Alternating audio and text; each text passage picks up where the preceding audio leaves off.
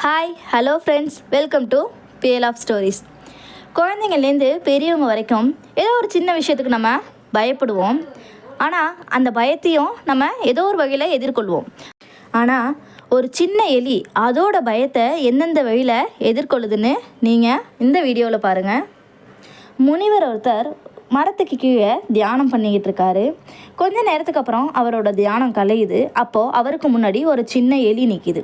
அந்த எலியை பார்த்த முனிவர், உனக்கு என்ன வேணும் அப்படின்னு கேட்குறாரு.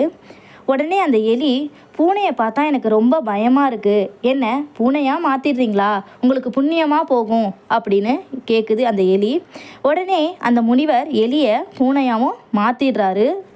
2 நாள் போனதுக்கப்புறம் அந்த பூனை முனிவர் முன்னாடி வந்து நிற்கிது.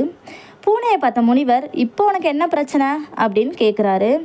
என்னை எப்போதும் நாய் துரத்திக்கிட்டே இருக்குது, என்னை நாயாக மாற்றிட்டீங்கன்னா நான் பயப்பட மாட்டேன் அப்படின்னு சொல்லி பூனை கேட்குது. அந்த முனிவர் பூனை மேலே பாவப்பட்டு பூனையை நாயாக மாற்றிடுறாரு. சில நாட்கள் போனது பிறகு நாய் முனிவர் முன்னாடி வந்து நிற்கிது. இப்போ உனக்கு என்ன வேணும்னு முனிவர் கேட்குறாரு.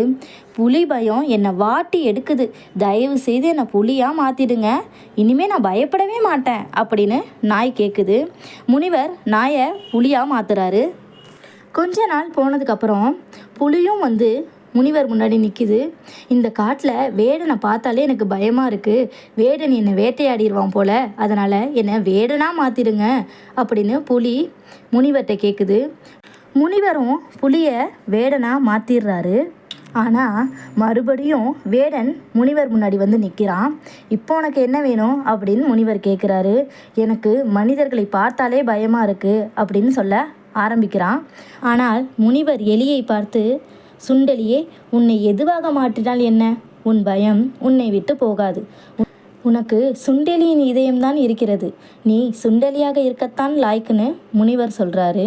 அதனால் நம்ம மனசில் பயமும் நம்பிக்கை இல்லாத ஒரு குணமும் இருக்கிற வரைக்கும் நம்மளால் எதையும் சாதிக்கவோ அடையவோ கண்டிப்பாக முடியாது.